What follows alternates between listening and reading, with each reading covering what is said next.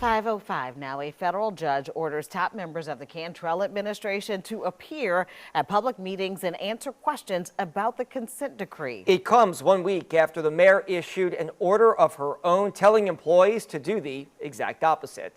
WDSU reporter Morgan Lent is live at City Hall to explain what all of this means. Morgan.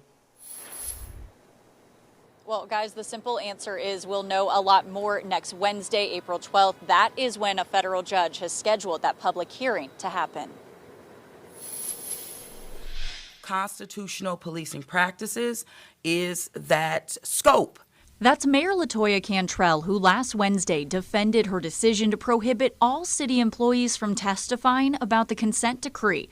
It's a decision that did not sit well with the federal monitor, now ordering NOPD Interim Superintendent Michelle Woodfork and other top administration officials to attend and participate in public meetings. This needs to be done in the light of day, and I'm glad the judge made those decisions, and I'm not surprised at all. Ronald Surpass was superintendent at the NOPD when the consent decree was first adopted. He says transparency is paramount if the city wants to comply with and eventually move past it. Well, I don't think there's anything that helps to resolve the consent decree by causing conflict between the city and the monitors and the judge that oversees the case first.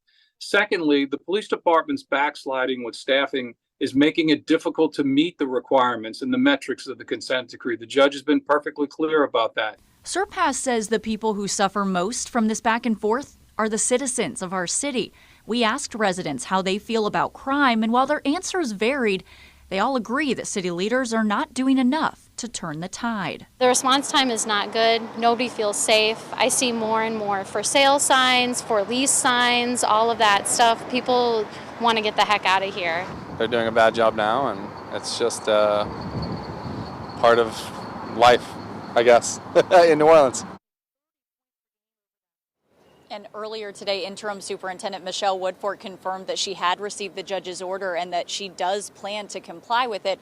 I also reached out to the mayor's office to see if they had a statement in response to all of this. And while they didn't send me an official response via email, I did catch up with the director of communications for the mayor's office, and he told me that their position has not changed from what the mayor said last week. Reporting live outside City Hall, I'm Morgan Lentis, WDSU News. Interesting. Morgan, thank you.